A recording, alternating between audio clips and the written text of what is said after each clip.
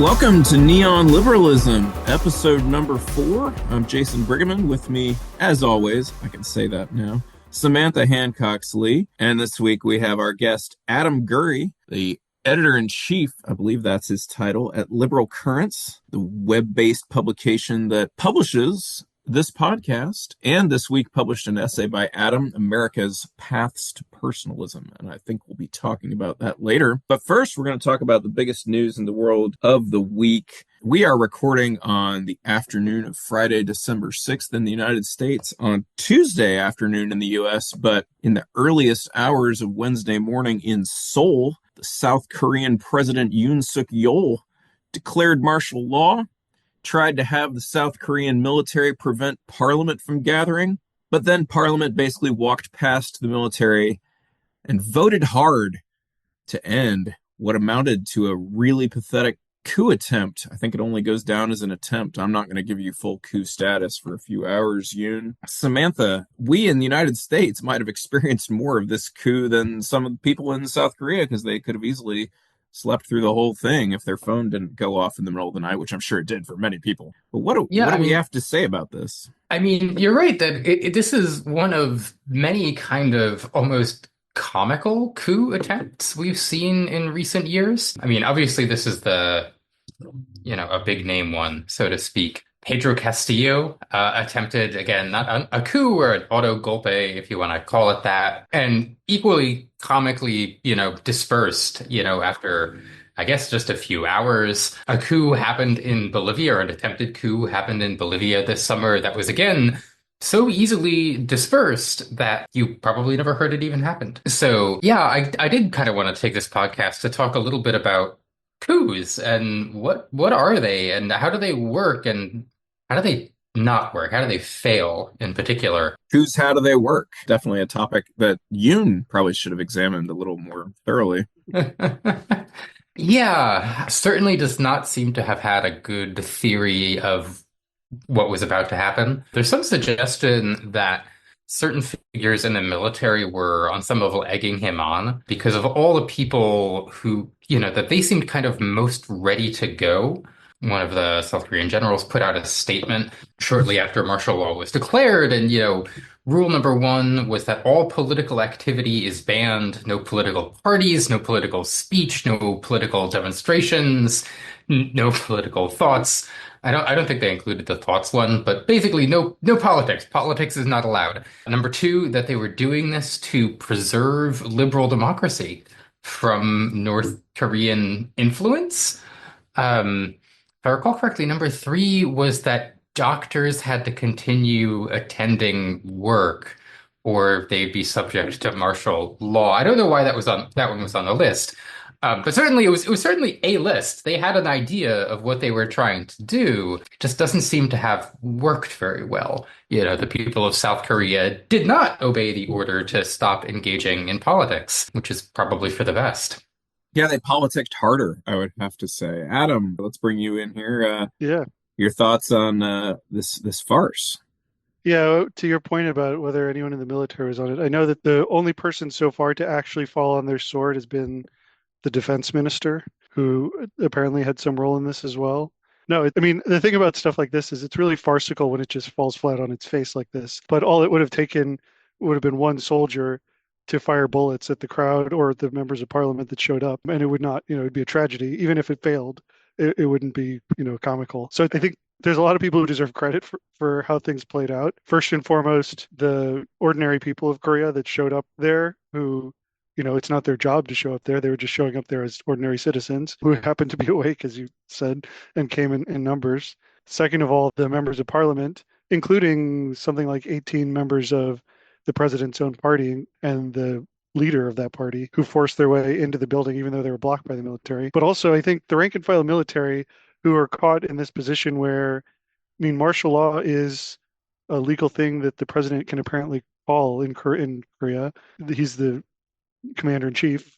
He was issuing the orders. They were following orders. So they were caught in this position where they're following orders, but they didn't really want to shoot anyone. They weren't going to go. They were only going to take it so far.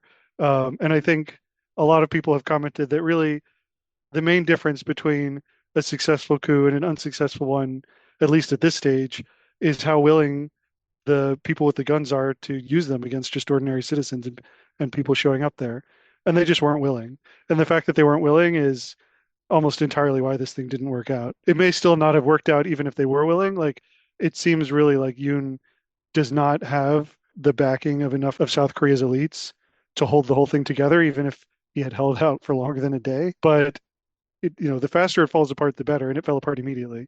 And that is 100% because when faced with opposition, those soldiers just would not fire on innocent civilians and members of their own government. Yeah, this is something I kind of want to dwell on because I think it explains what's kind of mysterious about coups is that they're usually a coup isn't conquering a country, right? That the amount of military force deployed in a coup is laughably inadequate to conquer a country in any kind of normal sense.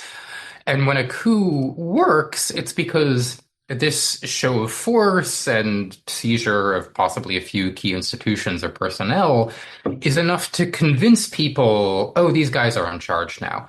And there's going to be no effective way to resist them or to coordinate resisting them. So I guess we're all going to have to fall in line. But it's not merely about the physical control of this or that building. I mean, in our country, we saw that on January 6th, where the rioters, they took control of the Congress in terms of it being a physical building. But it's not like there's like the power cube that they keep in the congressional basement. And if you can just get a hold of the power cube, then you control the country, right? Yeah, they were they line up some buses, and well, if Parliament can't walk into the Parliament building, how can they cast a majority vote of Parliament, which apparently legally brings the martial law declaration to an end, right? At least legally speaking, right? It's like, well, I suppose Parliament could gather elsewhere, right? But then maybe you're thinking, well, we're going to control the media and no one will know that Parliament gathered elsewhere. But do you actually have the media on your side? Apparently not. Like, do you have enough of the military, like Clearly not. with a Clearly will not. with a will to actually enforce, those edicts that we listed out? And like, again, clearly not, right? So Right. Well, and like in most cases where you successfully have a country becoming like Hungary or Russia, or Venezuela, the first thing they do before they really are trying to actually make it so that they never lose elections again is they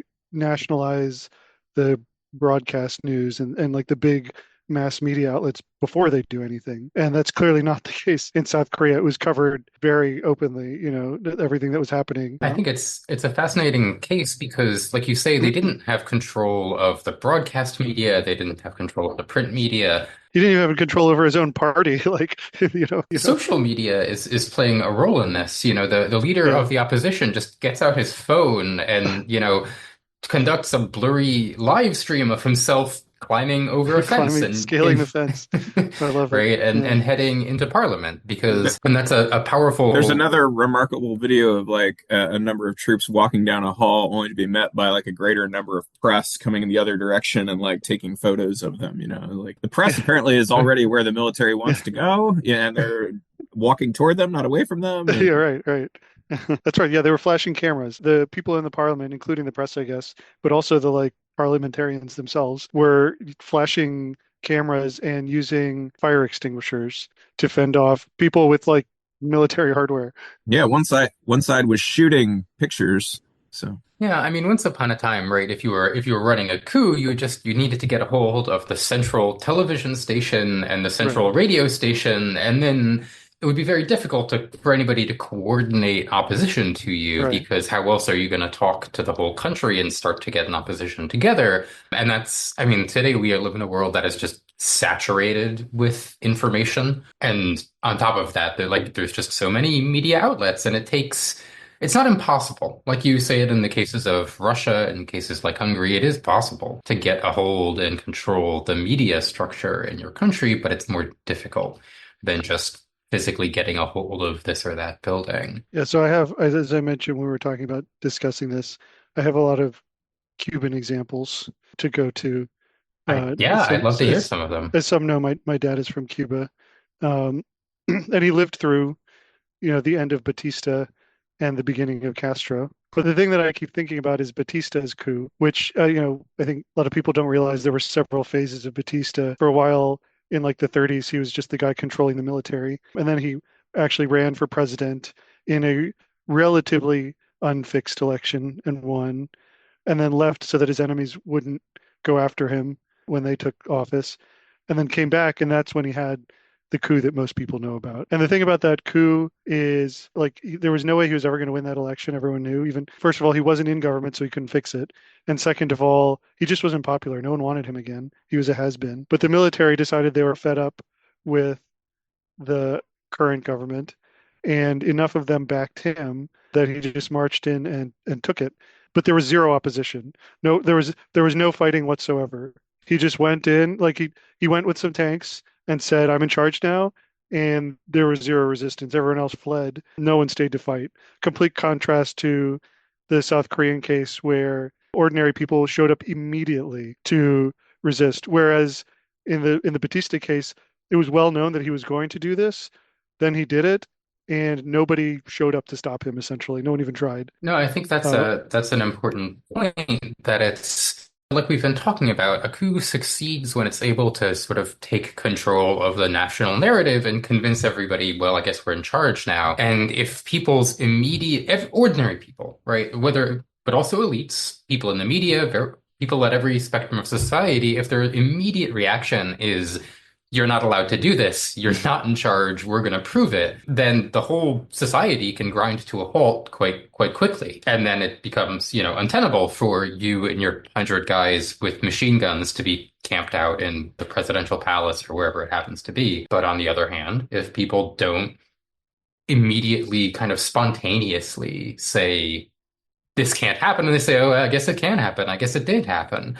That kind of acquiescence and compliance, that's how coups succeed. to be fair to the Cubans, whereas in South Korea they had no reason to believe, they obviously it's a risk at any time to confront anyone who has a big gun, but they had no reason to believe that the military would go through with it, and lots of reason to believe that they'd be hesitant.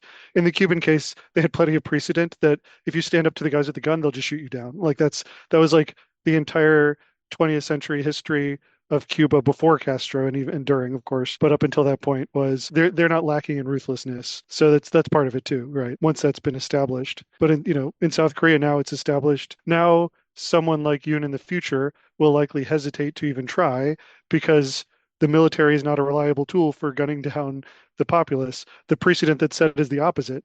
You know, a bunch of Korean citizens went and tested the proposition that if they stood up to the military, those soldiers weren't going to gun down ordinary civilians, and the military passed that test. They're not going to gun down, random civilians for just wanting to keep their democracy. Now, future presidents know there's this precedent where, well, okay, you can try and just make use of the fact that you're the head of the military, but if you just send out soldiers, you don't know that they're going to listen, and then you're going to be in hot water after. No, and I think that's a kind of lesson that we saw in America on January 6th, where, Donald Trump is the president and is notionally the commander of the military, but when he needed some violence done, he did not turn to the military, right? In contrast to many other countries, obviously not South Korea, but other countries where the military has been like a strong social base for this kind of takeover. In America, they plainly were not interested in doing it. And so Trump didn't even try to deploy the military, but again went with these rioters.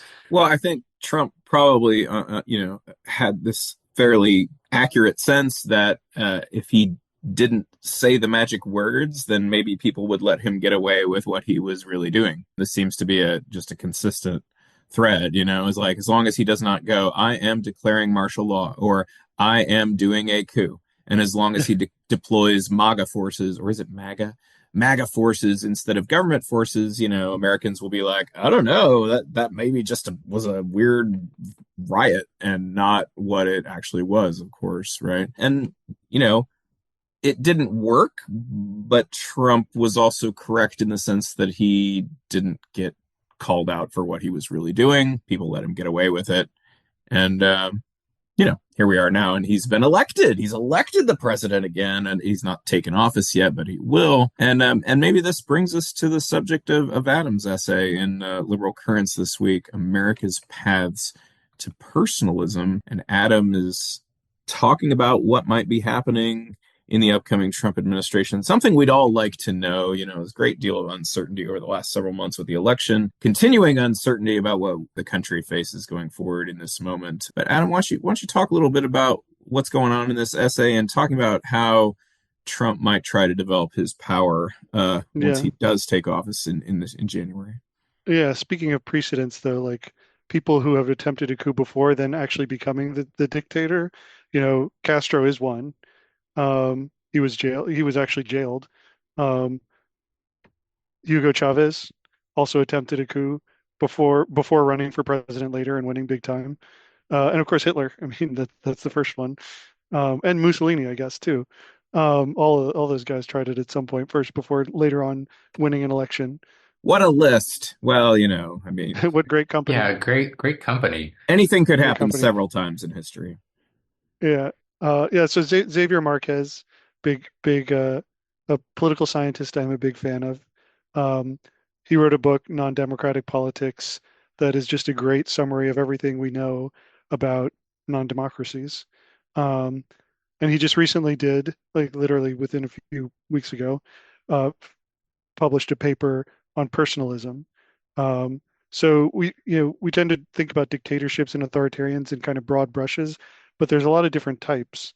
And China from Deng until like the last couple of years, say, is a very different kind of dictatorship, or you couldn't maybe not even call it a dictatorship, in a case, a non-democracy, um, than Cuba, than the Dominican Republic in its heyday of dictatorship.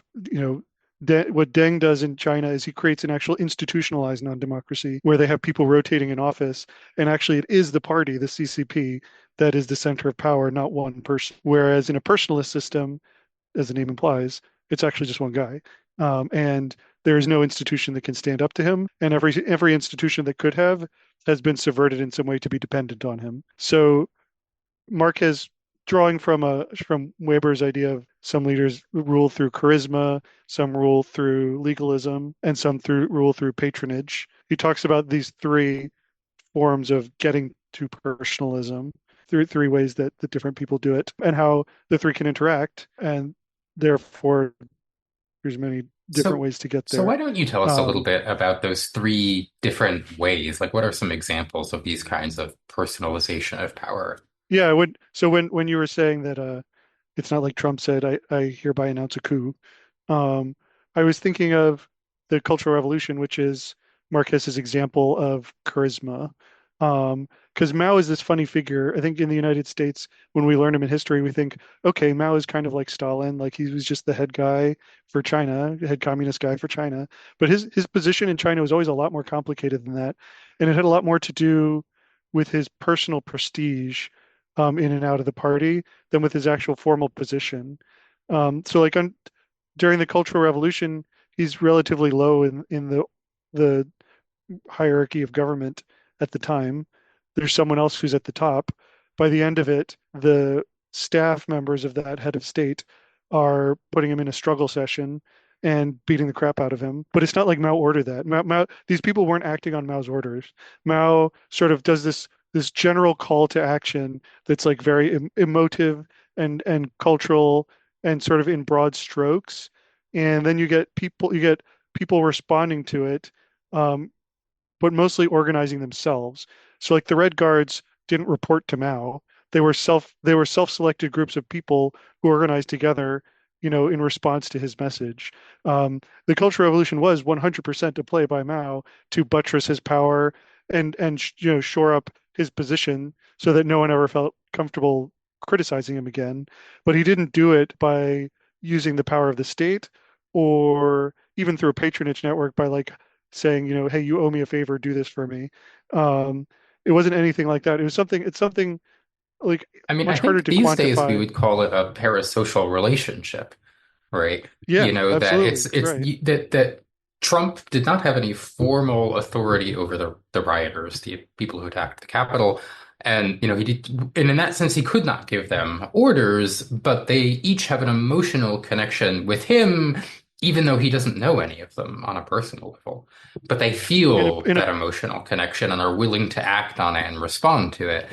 And so this, I mean, like you're saying, this can be a little less organized, then formally, structured systems of power can be a little more chaotic.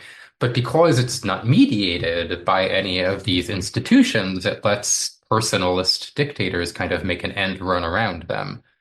Um, Yeah. Yeah. I mean, to use it in a positive context, um, the reason that everyone knew that George Washington was going to be president for as long as he ran for president, um, is just that. Like he had the like there was that it's that exact like parasocial thing where he's almost the for a lot of people he was almost the stand-in for what American government was at that point, for what American leadership was. And we were just lucky that he used that to legitimate the new government rather than trying to make it all about himself, essentially, and shore up his own power. Um, but so and in a healthy liberal democracy, people who have built up this base through charismatic attachment mostly just use it to win elections and not much else, and perhaps to apply pressure in political negotiations. But otherwise, it's like it's not. It's another force that's harnessed in the system rather, and sort of like there's pressure valves for it rather than it destroying the system. Whereas what a personalist specifically seeks to do is use it as a club to beat down any limitations on their personal power. So, a bunch of Republicans in the first Trump term that were not exactly on board with Trumpism either retired or submitted, basically. Like the Lindsey Graham went from I'm Mr. Bipartisan, like I'm the most moderate Republican there is in the Senate, which is the most collegial body there is, to being an absolute fire breather, like the loudest, pro-Trump voice of all.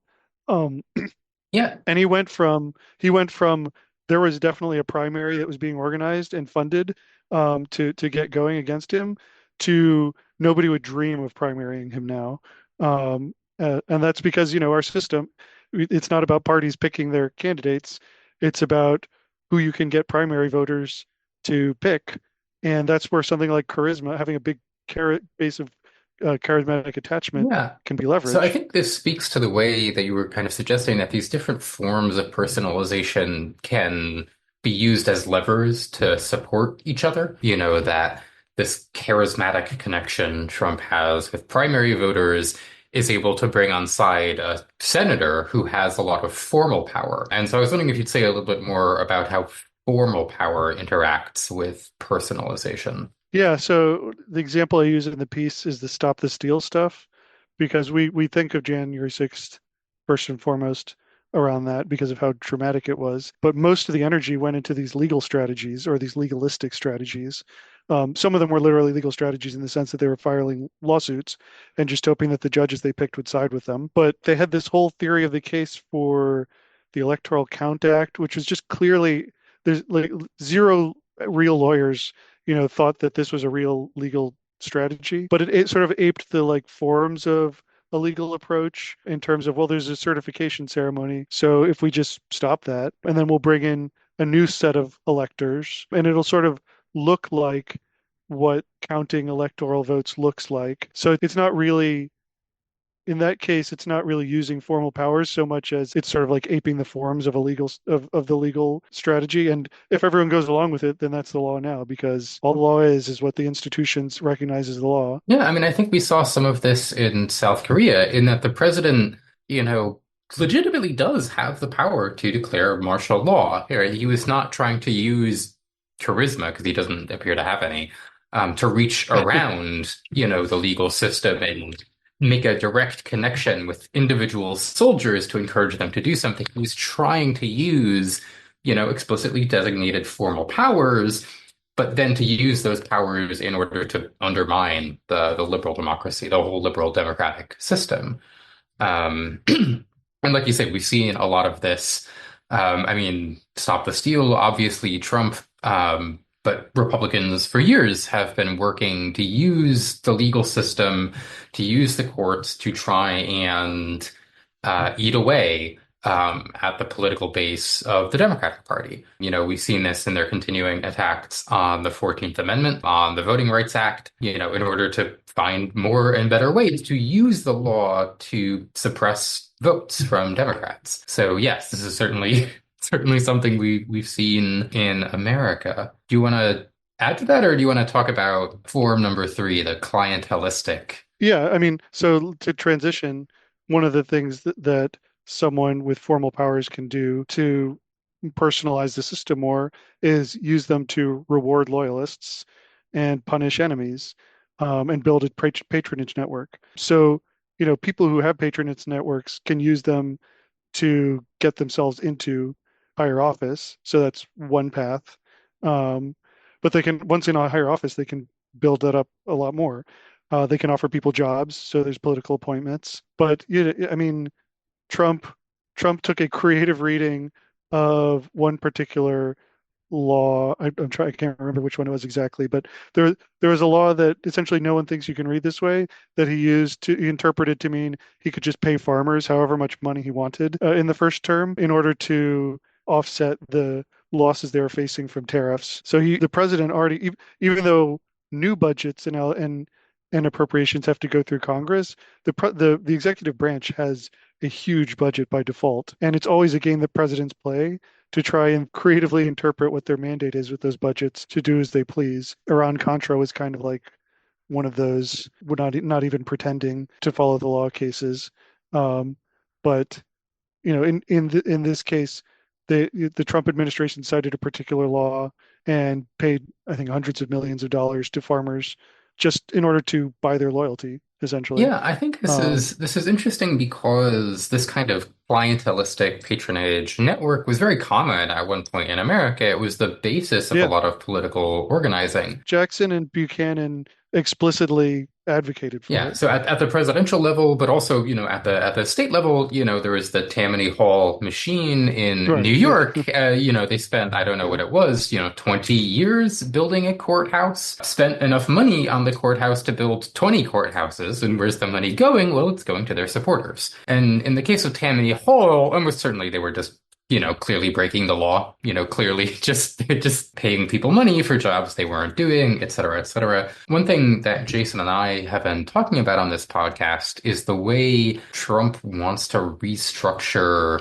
law in this country in order to give the president more formal discretionary power, right? In the case of tariffs, right? To move control over what's getting tariffed and how much more into his hands, and that can be used to reward in, a quote unquote legal way preferred businessmen, preferred industries. So again, this speaks to the ways in which these different kinds of personal power can interact and magnify each other. The Project 2025 thing is essentially to make more and more of the federal executive branch into spoils system positions. As I've been listening the last 10 minutes to y'all, there's a theme that's come up, I don't know, two or three times maybe already. And I want to just sort of propose that this is a strategy that Republicans have used repeatedly, what seems to be great success, which is they're quite clearly are organized efforts by Republicans to just sit there with piles of law books, comb through them until they find a sentence they like, and then act like that sentence is the most important law that's ever been written. And like so this is a made up example, but like say you paw through the entire Constitution and maybe the Federalist Papers, and then you finally hit on some sentence, and then you say, oh, well, if you read this sentence a particular way, it says the United States government is actually a dictatorship. I guess all that other stuff doesn't stand against this sentence and the very clear reading that I'm putting on it. Right. And, obviously there's not a provision intended by anybody that makes the United States a dictatorship, because that would be contradicted by a million other points, the entire thrust of the Constitution, anything you want to point to. And that would be how to make the argument against this sort of strategy, this strategy of digging through law books to find some law from 1880 and say that law actually banned all abortion drugs being shipped across state lines, or whatever it may be, right? That they keep pulling this kind of thing, right? Like the response would be, well, look, like the entire history of all these other laws and all these other things that people keep arguing, obviously nobody thinks that's a real reading of that old law. Like nobody's been paying attention to that. But they just do this again and again, and it keeps working. It seems like instead of taking this instead of finding a way to beat down these obviously very specious claims about dusty, obscure laws with maybe one or two ambiguous sentences, a lot of Democrats, it seems like, are willing to go look up that law that they're talking about and actually start arguing with them about the sentence structure of the law that they've got, you know. It I mean, I reminds, think oh, go ahead. this is just I mean, the success of this strategy didn't happen overnight. You know, this is something that Republicans have been working on for 40 years.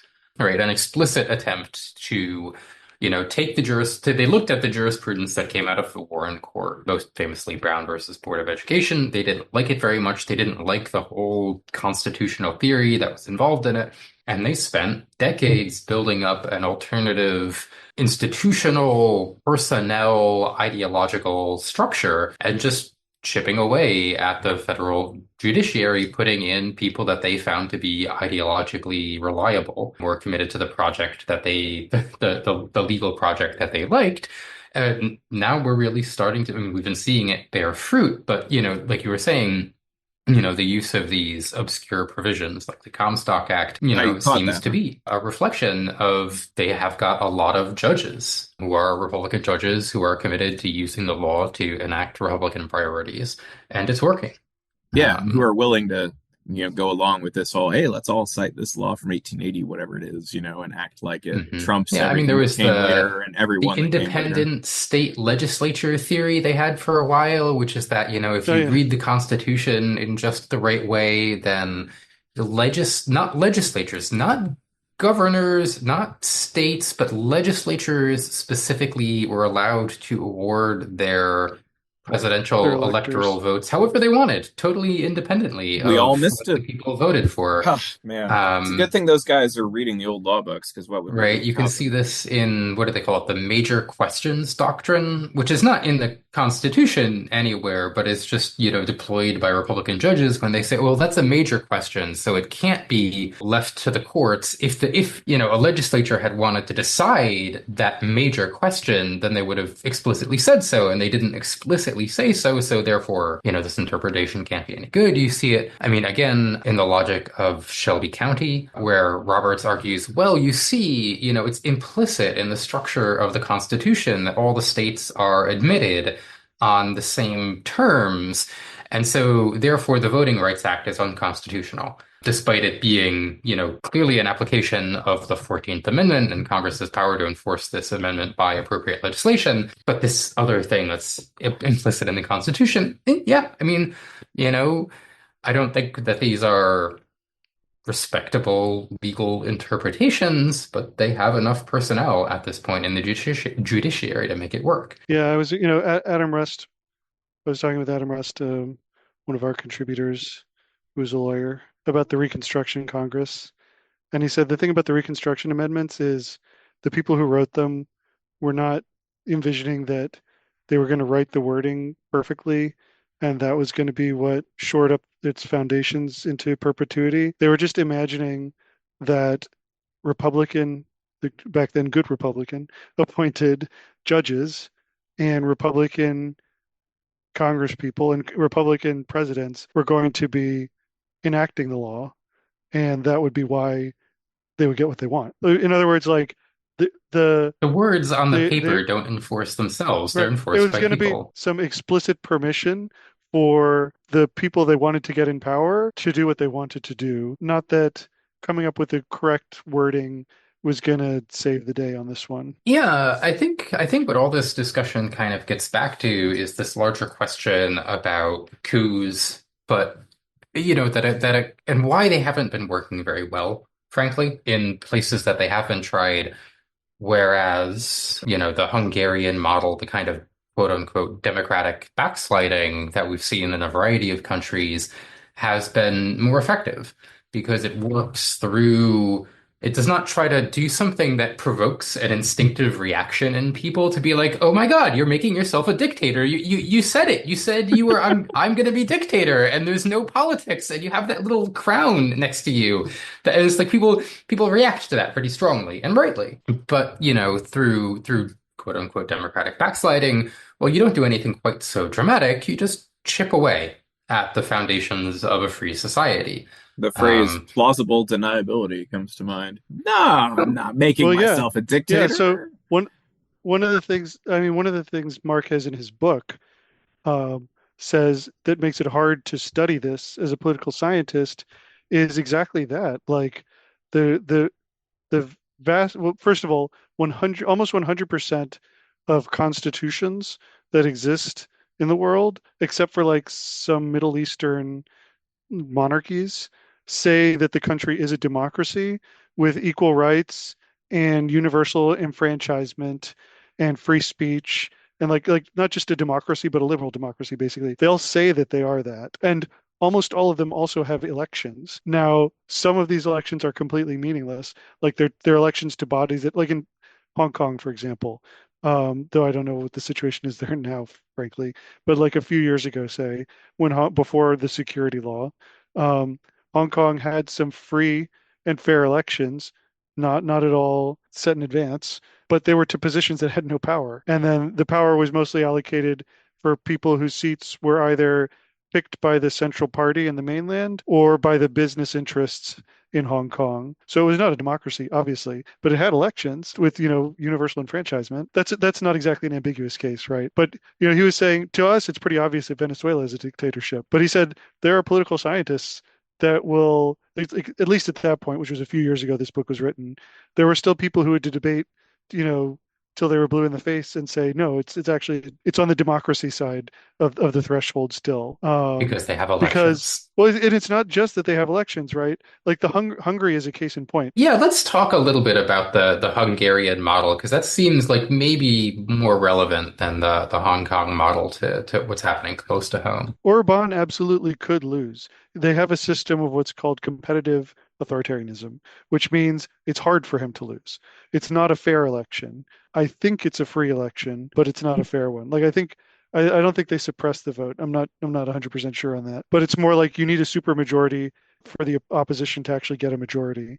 Let's talk about Hungary a little bit and like Yeah. how they make that work. What is it like in practice? Like what is competitive authoritarianism, right? Because Hungary, former Warsaw Pact member, former communist dictatorship, that all implodes. Like many countries in Eastern Europe, they say, okay, we're going to have a democracy now, we're going to have a constitution now. They have a variety of relatively free and fair elections. Orban is he's just another politician in, a democratic system until after a certain point he comes to power, his party comes to power, and they start, just chipping away at the foundations of their democratic system. One of the first things to get attacked is the press. And it doesn't, we're not talking about, banning the free press full stop. They're not running, a level of surveillance state the way that, for example, the People's Republic of China runs a surveillance state,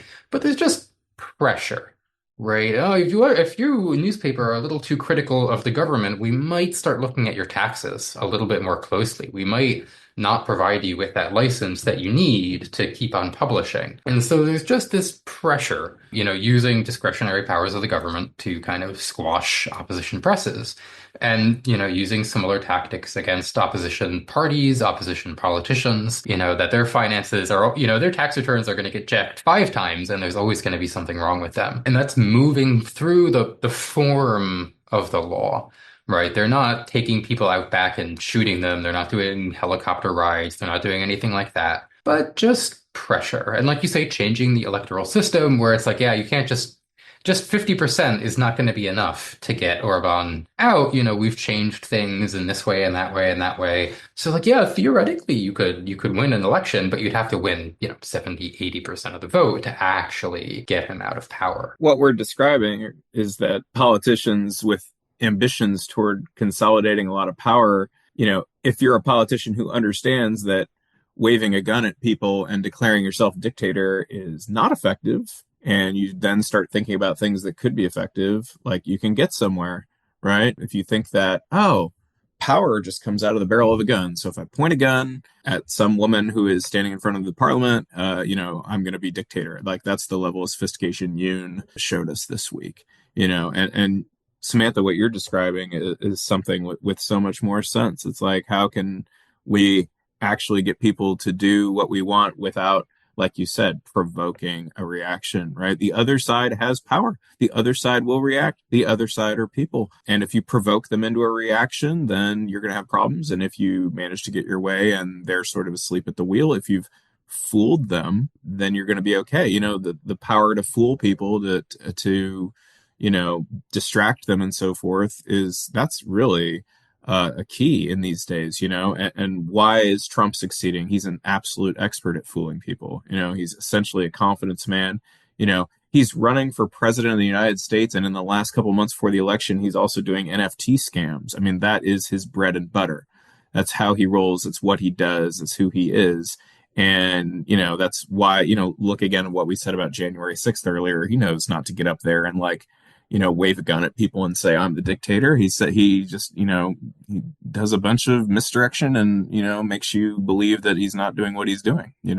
This is something that we keep on coming back to on neoliberalism is the power of narrative, the power that comes from being able to control or shape a national narrative.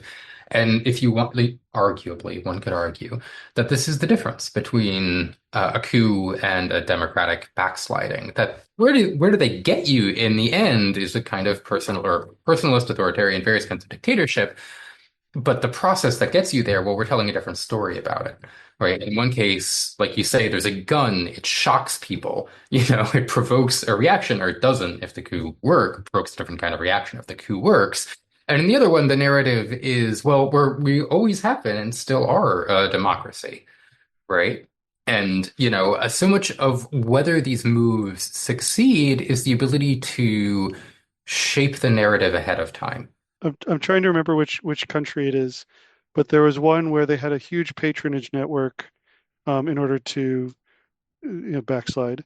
And it eventually came out, and like all the numbers came out because they were relatively unsophisticated. Who's literally just bribing with cash.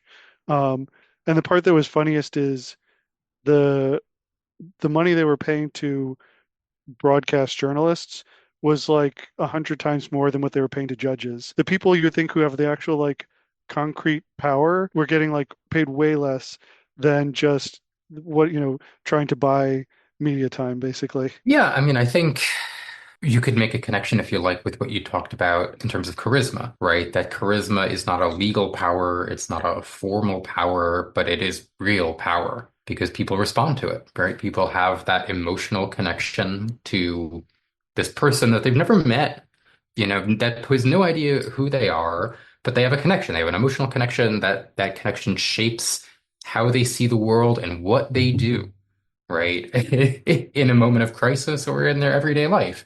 And yeah, that can be a politician, that can be a media figure with that kind of power. So I want to thank you, Adam, for being on today. And we're going to see, I believe that it's already Saturday. I know that it is. I know about what time it is in Seoul right now because we had the experience of this past week. My understanding is later today, Mr. Yoon may be facing an impeachment vote. I'm sure of course, when I say that's today, that's the day we're recording. By the time you heard this, you already know what's happened. So looking forward to finding out myself. But we will be back again soon, continuing to talk about power and problems of democracy in our world. And really, again, want to thank you, Adam. No, thank you, guys. Yeah, it was a pleasure. And yeah, see you all next week.